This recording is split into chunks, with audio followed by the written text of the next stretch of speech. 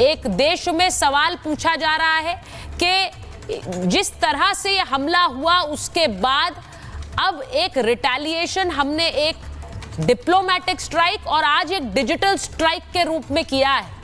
वो पाकिस्तानी चैनल्स भी यहां नहीं दिखाए जाएंगे जो प्रोपेगेंडा फैलाते हैं। इसके बाद आगे क्या?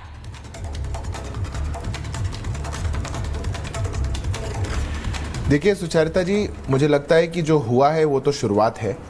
जो पाकिस्तान से मेहमान आपने बैठा रखे हैं, ये बात वो अपने दिलों में जानते हैं। पाकिस्तान की वो लीडरशिप जानती है जो टेररिस्ट को सपोर्ट करती आई है।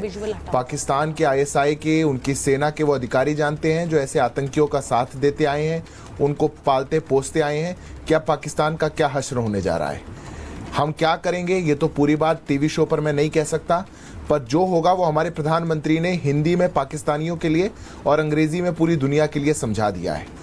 जो होगा कल्पना से परे होगा, घर में घुस करके मारेंगे। ये एक फेल्ड स्टेट जो कि आतंक से पूरी दुनिया को दरदराना चाहता है, जो खुद भीख मांगता है, कटोरे लेकर के घूमता है और फिर अपनी नाकामियों को छुपाने के लिए वो कहीं ना कहीं दहशतगर्दी फैलाता है, जिसका देश खुद आतंकवाद से जो बीज उन्होंने बोया है वो खुद त्रस्त है, औरों को त्रस्त करना चाहता है। जो सेना, जो आईएसआई, जिनके पास किसी प्रकार की कोई एक्सपर्टीज नहीं है पर केवल एक एक्सपर्टीज है कैसे आतंक पूरी दुनिया में फैलाएं, इन लोगों का अंत बहुत निकट है। आज इनका पूरा देश भी इनसे प्रश्न पूछ रहा है। इनके सारे नेता अपने बच्चों को बाहर भेज रहे हैं, इनके लीडर्स अपने बच्चों को बाहर भेज रहे हैं, इनका जनरल अपने बच्चों को बाहर भेज रहा है। कपकाहट हो चुकी है इनके मन में, इस प्रकार का एक डर ऐसा बैठ चुका है कि इनको पता है कि भारत अब जब न्याय करने आएगा तो सबसे पहला न्याय इनके साथ करेगा। हमने डिप्लोमेटिकली पूरी दुनिया के दिखाया है और ये कटोरा लेके घूम रहे हैं। अभी किसी से, टर्की से मांग रहे हैं कि एम्यूनिशन दे दो, टर्की मना कर रहा है। किसी और से मांग रहे हैं कि हमारा साथ दे दो। पूरी दुनिया में जाएंगे, दर दर जाएंगे। पर आज भारत का मैसेज, 21वीं सदी के भारत का मैसेज पूरी दुनिया में डंके की चोट पर गूंज रहा है। आतंकवाद के लिए जीरो टॉलरेंस पॉलिसी है। और ये जो आतंकी पाकिस्तान के अंदर बैठे हुए हैं, जो उनका पालन पोषण करने का काम करते हैं, जो अपनी विफलताओं को छुपाते हैं, जो भीख मांग रहा है पाकिस्तान, उस पर बात ना हो उसके लिए दहशतगर्दी फैलाते हैं, इन लोगों को आज पूरी दुनिया ने किनारे पे खड़ा कर दिया है। और अब किनारे पर तो पानी भी नहीं आने वाला है। अब वहां खड़े होकर के ये क्या करेंगे, क्या जानेंगे, मैं तो नहीं जानता। पर कोई बात नहीं, हम पानी पीते हैं और थोड़े दिन में इनको पिलाते हैं। जरा तस्वीर बता दूं, एक खबर जो हमारे पास आ रही है कि कैसे एक विद्रोह पीओके में पाकिस्तान के खिलाफ हो रहा है, वो भी जरा खबर आ रही है। जरा चला दीजिए उस खबर को। पीओके में पाकिस्तान के खिलाफ विरोध तेज हो गया है। पीओके में पाकिस्तान के खिलाफ यह विरोध तेज हो गया है, जिसकी तस्वीरें आपको दिखा रहे हैं। गिलगिट बल्टिस्तान में सड़कों पर उतरे हैं लोग। गिलगिट बल्टिस्तान में सड़कों पर उतर गए हैं लोग। ये तस्वीर देख लीजिए जरा। अब ये पीओके में पाकिस्तान के खिलाफ विरोध की तस्वीरें हैं। ये तस्वीरें जरा दिखाइए।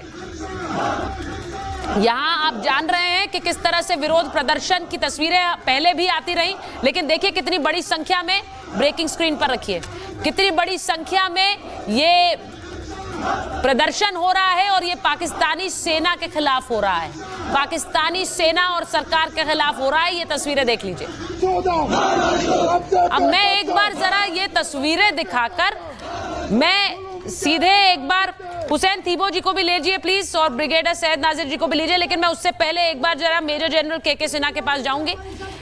मेजर जनरल, मुझे सिर्फ ये पूछना है कि जो 3 pronged वॉर हम कहते हैं, या फिर चौतरफा जो घिरा होना होता है, क्या इस वक्त पाकिस्तान की स्थिति वही है? हम देख रहे हैं कि बीएलए किस तरह से उनके जवानों को मार गिरा रहा है। हम देख रहे हैं कि अफगानिस्तान बॉर्डर पर टेंशन क्या है।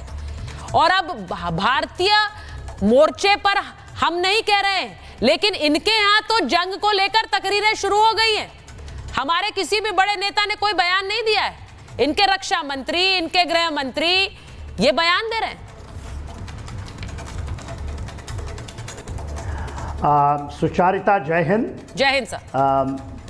देखिए सुचारिता, ये कोई देश जब अपना खुदकुशी खुद करे, अपने ही ऊपर, आपने शायद 3 prong की बात की है। मल्टी prong में प्रॉन्ग्स की संख्या इतनी है कि मैं गिनाने लगूं आपको तो शायद वो प्रॉन्ग ख़त्म नहीं होगा। यदि 3 प्रॉन्ग को हम कहें थल जल नभ सब से हम करेंगे। और वो जो चीज़ आप देख रही हैं उसका आगाज़ भी नहीं, एक हुंकार ही हुआ था और उसकी इतनी बड़ी कि पाकिस्तान के लोग डिजर्शन कर रहे हैं, रिजिग्नेशन कर रहे हैं पाकिस्तान आर्मी की। और जो DGISPR है सभी 9 कोरे हैं, कोर कमांडरों को लिख रहा है कि आप दरबार बुलाइए, सैनिकों को एड्रेस कीजिए, जिसमें ओवर स्टे ऑफ लीव है, ओवर स्टे ऑफ लीव डिजर्शंस ये जो होती है ये हारी हुई। और ये हमने खत्तर की लड़ाई में देखी थी, वहाँ भी हुआ था इसी तरह का कुछ पहले। तो जो आपको बैटल इंडिकेटर्स, हम इसको कहते हैं battle indicators, where is that line, और उसमें आपने देखा अभी तो हमने केवल अंगड़ाई भी नहीं ली, एक आवाज़ निकाली है और ये है जो मेन चीज़ें ये करते थे, जो स्ट्रैटेजी ऑफ 1000 का 80 के दशक से इन्होंने चलाया था और उसकी उन्होंने जो रिट्रीब्यूशन की थी 2016 में उसका एक मिला था मुतोड़, फिर आपको 2019 में। तो इन्होंने ऐसा सोचा कि शायद भारत फिर से वही साइकिल रिपीट करेगा, कि वो साइकिल होता था कि आपने नॉर्मल से लाई, ये फिर इसको करते थे। मगर अब तो आर पार की लड़ाई है। इस आर पार की लड़ाई में ये ज़रूरी नहीं है, हमारे आयाम इतने बड़े हैं, हमारी स्पेक्ट्रम इतनी बड़ी है कि ये तो हम अभी हिले भी नहीं, हम तो केवल आवाज़ दिए। और देखिए आप लेंगे सकरदू से लेकर के पूरा पूरा कराची, और इन्होंने अपनी स्ट्रेटेजिक एसेट को लगा दिया।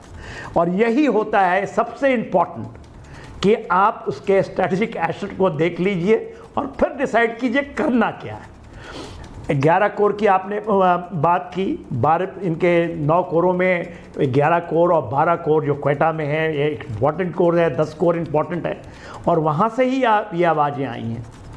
तो देखिए ये परमाणु का एक मैं आपको और बताना चाहूँगा, फवाद चौधरी साहब कहते थे जब आपने किया था सर्जिकल स्ट्राइक और एयर स्ट्राइक कि हम धमाका कर देंगे, हमारे पास पाव सवा पाव ये सब। देखिए ये जो रेटरिक है, एक आपको परमाणु हम डीन्यूट्रलाइजेशन ऑफ पाकिस्तान जब हम करते हैं कि उन्होंने सपने भी नहीं सोचा था, वो जो हम कहते हैं ना कि उन्होंने इमेजिनेशन नहीं किया है। और उसका आगाज देखिए, ये जो आपका इंडस वाटर ट्रीटी है ना, ये मिलिट्री डायमेंशंस का हिस्सा है। ये कोई कह दे कि कोई ऐसा चीज़ है, क्योंकि हमारी वाटर वॉर का इसमें offensive and defensive both element शामिल हैं। यदि मैं इसको समझा लेने को तो समय लगेगा। और उसका रिट्रीब्यूशन जो हो रहा है वो तो आपने कहा कि कब करेगी, तो हम तो इनको केवल अखाड़े में उतरने की हमें जरूरत पड़ेगी तब तो तहस नहस है। इसकी स्ट्रेटजी बड़ी खबर बता रही हूँ मेजर जनरल, बहुत बड़ा मैं एक खबर बताऊंगी उसके बाद मैं जरा वापस आती हूँ, क्योंकि खबर ये आ रही है कि भारत की घेराबंदी से पाकिस्तान में जो घबराहट है, पाकिस्तान ने दुनिया के कई देशों से मदद मांगी, चीन, सऊदी, तुर्की से मदद की गुहार लगाई है, ईरान, मिस्र, ब्रिटेन से भी बात की है, अब चाइना के फॉरेन मिनिस्टर से बात की है, तो सब जानते हैं बाकी देशों के भी मंत्रियों से और बात करने की कोशिश पाकिस्तान लगातार कर रहा है, कर भी रहा है, और अजरबैजान से भी मदद मांगी गई है। मैं एक बार हुसैन थीबो जी के पास जा रही हूं, जरा हुसैन साहब बताइए, मेजर जनरल